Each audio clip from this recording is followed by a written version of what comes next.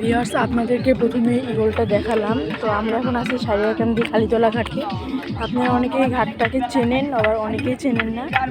তো তারা চেনেন না, তাদের জন্য ভিডিওটা আসলে করছি। আজকে আমরা সকালবেলা ঘাটে বেড়াতে আসছিলাম। সকালবেলা আসলে ঘাটের লোকজন অনেক কম থাকে, বিকালবেলা এখানে অনেক লোকজন বেড়ে যায়। তো সকালবেলাটা আসলে আসা হলো আমাদের, কারণ বিকালবেলা আমরা এখানে থাকবো না। তো চলেন আপনাদের ভিডিওটা ঘুরে দেখাই। এখানে সকালবেলা প্রচুর মানুষ থাকে, কিন্তু এখন কোনো মানুষ হয়তো এখনও আসে নাই, কিন্তু বিকালবেলা অনেক মানুষ থাকবে, প্রচুর।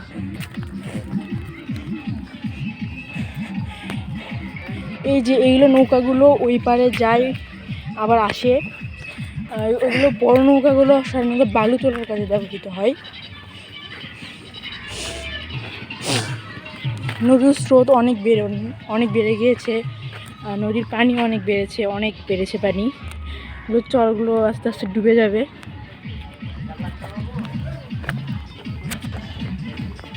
বেশিরভাগ দোকানপাট এখনও খুলে নাই, এগুলো আস্তে আস্তে খুলতেছে। তো আসলে আমরা ওপরে দেখি।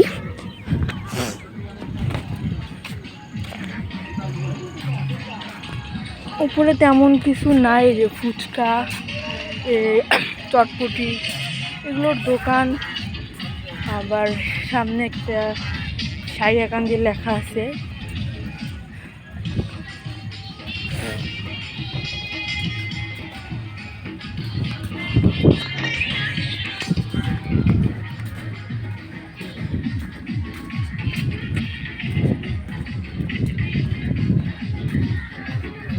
লেখাটা অনেকদিন আগে হয়েছে, কিন্তু আমরা অনেকদিন হলে এখানে আসি না, এই জন্য দেখানো হয় নাই।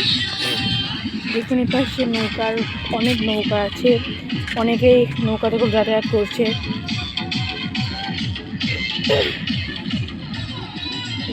ওই নৌকাগুলো পুলিশের, এই যে ওইটা,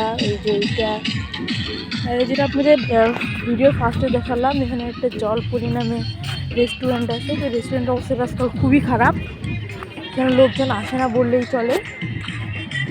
আসে কিন্তু বেশি লোক আসে না এখানে। এখানে ওই ইগলটা আছে, আপনারা দেখেন, অনেক সুন্দর ইগলটাকে কেমন লাগছে অবশ্যই কমেন্টে জানাবেন।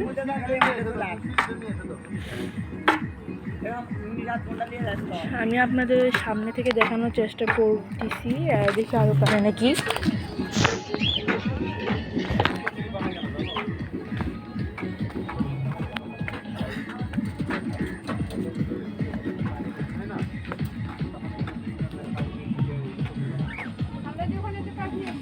হ্যাঁ, এখানে আরেকটা বিষয় আছে, এখানে একটা পোষা পাখিও দেখতে পাচ্ছি আমরা। জানেন এই পাখিটা কেন এখানে রাখছে? এই যে ইগলটা রোদ হচ্ছে এখানে, অনেক সুন্দর। বেশি কাছে যাচ্ছি না।